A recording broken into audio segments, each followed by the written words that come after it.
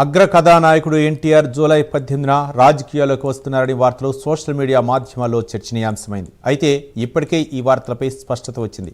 వీటిపై స్పందిస్తూ ఎన్టీఆర్ అభిమానుల సంఘం ఓ లేఖ విడుదల చేసింది.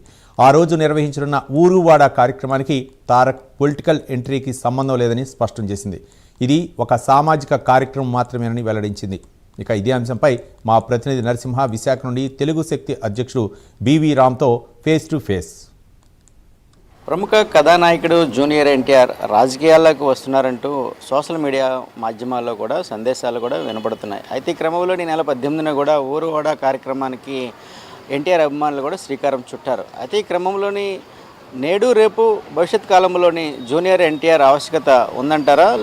అదేవిధంగా జూనియర్ ఎన్టీఆర్ ఎల్టీ పొలిటికల్ ఎంట్రీపై కూడా మనతో మాట్లాడేందుకు కూడా ఏదైతే తెలుగు శక్తి అధ్యక్షుడు బివి రామ్ అయితే ఉన్నారు. చూడండి, అయితే ఏదైతే మన సోషల్ మీడియాలో ఒకవైపు అయితే వార్తలు అయితే వినిపిస్తున్నాయి, జూనియర్ ఎన్టీఆర్ రాజకీయాల్లోకి వస్తారంటూ కూడా ఇదే వినపడుతున్నాయి. అయితే జూనియర్ ఎన్టీఆర్ రానున్న వస్తారంటారా, లేదంటే ఈ సోషల్ మీడియాలో ఈ తరహా మాధ్యమాల భవిష్యత్తు పట్ల ఏమంటారు? లేదు, డెఫినెట్గా జూనియర్ ఎన్టీఆర్ వస్తారు. ఎందుకంటే ఆయన తాత నందమూరి తారక రామారావు ఆశయాన్ని కొనసాగించడం కోసం ఆయన రావాల్సిన అవసరం ఉంది. ఈవేళ జూనియర్ ఎన్టీఆర్, ఎందుకంటే ఇది ప్రజలు కోరుకుంటున్నారు, ఒక నాయకుడిగా ప్రజలు కోరుకుంటున్నారు. ఇది ఎక్కడ చర్చ జరగలేదు. నాడు ఎన్టీఆర్ పార్టీ పెట్టినప్పుడు తెలుగు వారు ఆత్మహత్య ఎలాగైతే పార్టీ పెట్టారో ఈరోజు తెలుగు జాతి ఔన్నత్యాన్ని కాపాడటం కోసం, యువత భవిష్యత్తు కోసం ఈవేళ ఎన్టీఆర్ని కోరుకుంటున్నారు. డెఫినెట్గా ఎన్టీఆర్ వస్తారు, ఎన్టీఆర్ చేతులు సృష్టిస్తారు. ఈవేళ ఎన్టీఆర్ వల్ల తెలుగుదేశం పార్టీ పతనం ఖాయం. ఇవాళ తెలుగుదేశం పార్టీలో అసలు 2 ఏళ్ల కాలంలో ఏం చేశారంటే ఏమీ చేయలేదు. మన గతంలో మనం చూసాం, ఇదే నాయకులు వైఎస్ జగన్మోహన్ రెడ్డి అధికారంలో ఉన్నప్పుడు రాష్ట్రం శ్రీలంక అయిపోతుంది, వెనుజులా అయిపోతున్నారు. మరి ఇవాళ రాష్ట్రం అందుకు మించి దారుణంగా తయారైంది. సో డెఫినెట్గా ప్రజలు విసిగెత్తిపోయారు. ఈ 2 ఏళ్ల పాలనలో చేసిన అభివృద్ధి ఏమీ లేదు. మొత్తం విశాఖపట్నం ఏంటి, ఎక్కడ పడితే అక్కడ దోపిడీ. ఇవాళ విశాఖపట్నం 99 పైసలు భూమి ఎక్కడ ఇవ్వగలుగుతారా? అమరావతి నాశనం చేస్తారు, అన్ని రంగాలు నాశనం చేశారు. అసలు డెఫినెట్గా జూనియర్ ఎన్టీఆర్ ప్రజలు కోరుకునే నాయకుడు. డెఫినెట్గా ఆయన ప్రజలకు రాబోతున్నారు, ఆయనకు చదువు సృష్టిస్తారు. ఈరోజు ఇది అంటే ప్రజల ఉద్యమం నుంచి మా మనిషి ఎన్టీఆర్ అంటే పెద్ద ఎన్టీఆర్ మనవడు, ఆయన వారసుడుగా ప్రజలు చూస్తున్నారు కాబట్టి డెఫినెట్గా జూనియర్ ఎన్టీఆర్ యాక్సెప్ట్ చేస్తారు, ఒక చదువు సృష్టిస్తారు.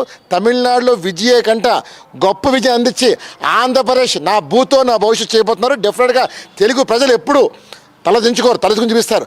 ఈవేళ ఈ ప్రభుత్వం ఆంధ్రప్రదేశ్ని, తెలుగు జాతిని మొత్తం నాశనం చేసింది. డెఫినెట్గా తిరుగుబాటు రాబోతుంది. ప్రతి ఒక్కరు ఒక సుభాష్ చంద్రబోస్ లాగా, ఒక అల్లూరి లాగా, ఒక భగత్ సింగ్ లాగా, ఝాన్సీ లక్ష్మీబాయి లాగా, రాణి రుద్రమదేవి లాగా సైరవసన యుద్ధం చేయబోతున్నారు తెలుగు జాతి కోసం. ఆంధ్రప్రదేశ్ తలెత్తుకునేలాగా నూతన అధ్యాయాన్ని ఎన్టీఆర్తో రాబోతు మనం చేస్తున్నాం. ఏదైతే ఏదో మన సోషల్ మీడియాలో అటు వచ్చిన మాధ్యమాల్లో చూసుకుంటే జూనియర్ ఎన్టీఆర్ఏ కానీ పార్టీ పెడితే అటు యువత, ఆంధ్ర రాష్ట్ర పరిస్థితి, అదేవిధంగా అడ్మినిస్ట్రేషన్ కూడా ఈ పార్టీ పరంగా ఏ విధంగా ఉంటుందంటారు? డెఫినెట్గా సార్, ఎన్టీ రామారావు గారు పార్టీ పెడితే యువతతోనే రాష్ట్ర అభివృద్ధి జరగబోతుంది. ఇవాళ యువత కీలక పాత్ర పోషించబోతున్నారు. డెఫినెట్గా ఇవాళ యువతకి మేము రాగానే ఉద్యోగాలు ఇస్తామని చెప్పారు. యువతకు ఉద్యోగాలు కాదు కదా, నడి రోడ్లో వదిలేశారు. ఇవాళ అంతలా యువతతోనే రాష్ట్ర అభివృద్ధి జరగబోతుంది. డెఫినెట్గా జూనియర్ ఎన్టీఆర్ తన తాతగారు ఆశయాలు ముందుకు తీసుకెళ్ళి రాబోతున్నారు. ఏనాడైతే ఆ తాతగారు పెట్టిన పార్టీ ఆశయాలు, ఆ పార్టీని తొంగలు దొక్కేశారు. ఇవాళ ఆశయాలు ఏమీ కొనసాగట్లేదు, వాళ్ళు సొంత ఎజెండాతో వెళ్తున్నారు తప్ప ఎన్టీఆర్ అని పేరే తుడిచిపెట్టేశారు. డెఫినెట్గా కేవలం జూనియర్ ఎన్టీఆర్ ఏదో ముఖ్యమంత్రి కోసం రావట్లే, తన తాతగారు ప్రవేశపెట్టిన ఆశయాలు ముందుకు తీసుకెళ్ళాలి, తెలుగు జాతి ఔన్నత్యం కాపాడాలి, తెలుగు ప్రజలు కోరుకుంటున్న ఏవైతే ఆశిస్తున్నారో మహిళల్ని పెట్టాలని ఆశతో వస్తున్నారు తప్ప వీళ్ళలాగా మోసం చేయాలి, అది దోచుకోవాలో దాచుకోవాలో దండుకోవాలో ముద్ద రావట్లేదు. డెఫినెట్గా ఒక నూతన అధ్యాయాన్ని, నవశకాన్ని నానబలకపోతున్నారు. డెఫినెట్గా ప్రజలు కూడా మరో స్వతంత్రం పోరాటం కోసం ఎదురు చేస్తాం. డెఫినెట్గా ఎన్టీఆర్ పార్టీ పెడితే ఆ ప్రపంచంలో మొత్తం అన్ని పార్టీలు కొట్టుకుపోతాయి తప్ప ఏకైక పార్టీ అది జూనియర్ ఎన్టీఆర్ పార్టీ మిగిలితే మనం చేస్తున్నాం.